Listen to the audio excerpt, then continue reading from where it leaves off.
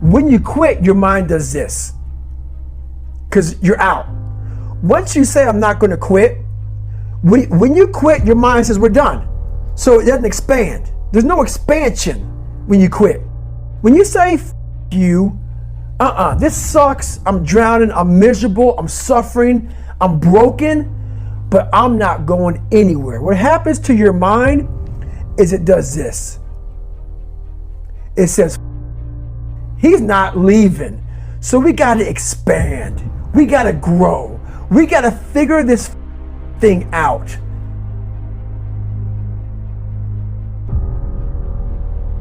I needed to be ready. I needed to be the things I always talk about. I needed to be stronger and faster and smarter and better. That was a thought that used to drive me and kind of haunt me and make me get up early and work hard to push myself. I've been getting on that squat rack and grinding it out for 25 years, and I'm not bored with it yet. It might seem like that's an unwinnable battle, but really, to me, it's not about winning. It's the battle itself. It's the struggle. It's the daily test. That's what life's about. Not just physically, but mentally. Getting that rock to the top of the mountain, that's not what my goal is. My goal actually is pushing the rock. Because pushing the rock, that pushes me. That makes me tougher. That makes me harder, mentally and physically. It gives me much more than I give it. I want to struggle. I want to grind and claw and scratch, and I want to dig in, and I want to push. And I don't want it to end. If I ever got the rock to the top of the mountain and it stayed there, I'd push it back down myself. I don't want to rest, and I don't want to coast. And I want to reach a point in my life where I say, that's it. I've done enough. I'm not going to give anymore. I'm not going to push anymore. No.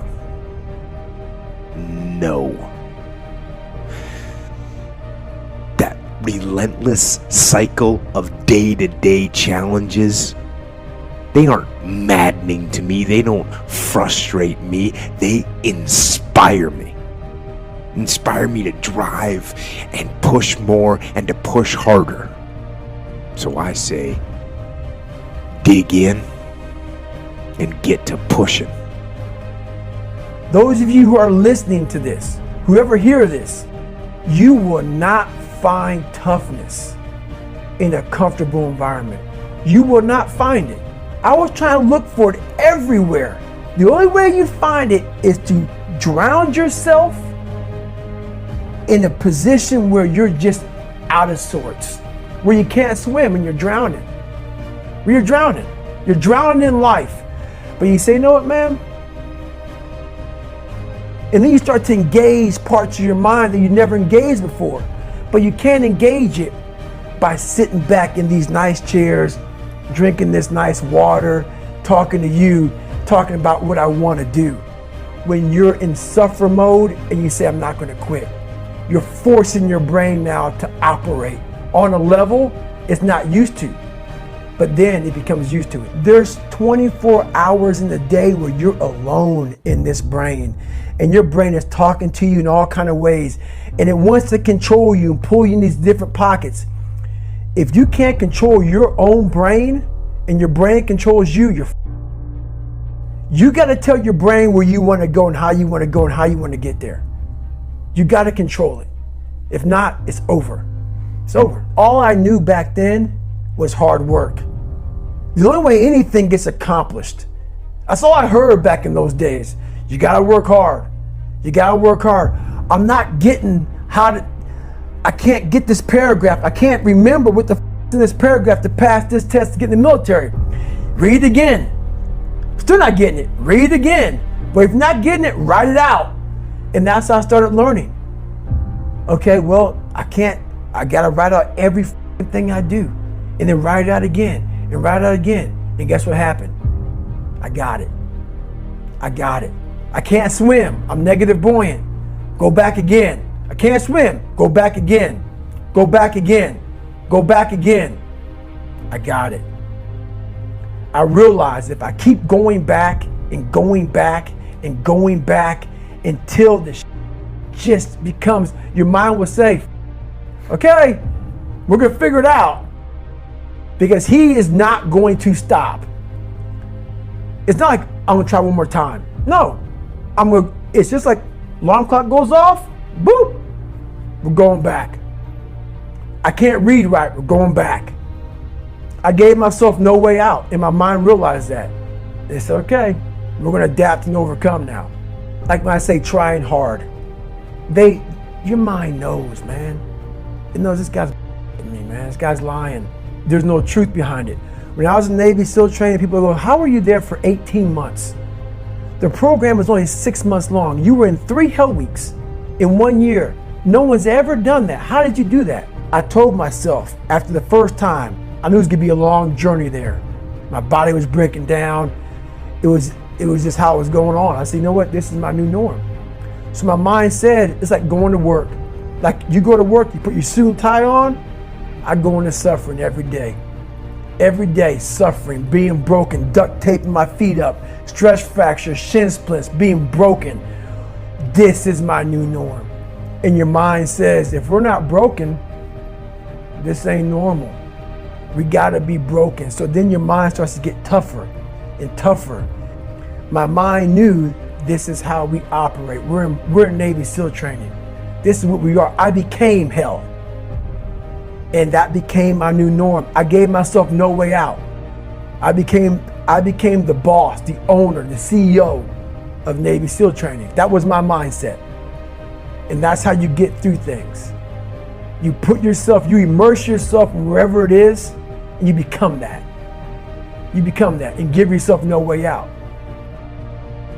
I can tell you what path I'm on and what path I strive to stay on. And that is the warpath. That's the path I'm on. The warpath. A path of war. Because to me, warpath means moving toward a battle, a fight towards war. And that is what I am doing, and that's what I've always been doing. Whether it was the actual war against our nation's enemies or the war against my own weaknesses, that is what I am doing. Preparing and sharpening my sword and honing my skills and maintaining the unmitigated daily discipline in all things. And the warpath is just that. It's a path. It's a route. It leads somewhere. I am waiting, and I am ready. The warpath is a war against weakness, and so it leads to strength. So you know what you have to do? You have to be a man, and you have to do your job now, and this is what matters now. I think that telling yourself and recognizing to yourself, why are you trying to do this thing? Because you're trying to do something because it does matter, right? It has to matter in some way. These little things, these little stupid, meaningless tasks in life, they actually do matter. So you know what you do? You line them up and you freaking crush them. That's what you do. That's what you do. You line up these stupid, meaningless things and you crush them, and you use them as an exercise in discipline. They become an exercise in discipline. Oh, this thing doesn't matter. Guess what? I'm going to crush it now. Bring it to me. When you say, oh, you know what? I'm not going to finish this book right now. You say, but I don't want to do it right now. I can push it off a little bit. You accept that. You accept that answer. You accept that answer. I'm not a guy that says, I'm going to do this or I'm going to do that. I just do it. I just go and do whatever that thing is.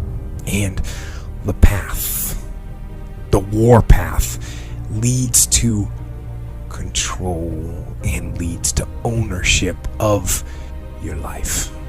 And that, to me, is the war path. The path of fire and adversity. The path of blood and of sweat and of suffering.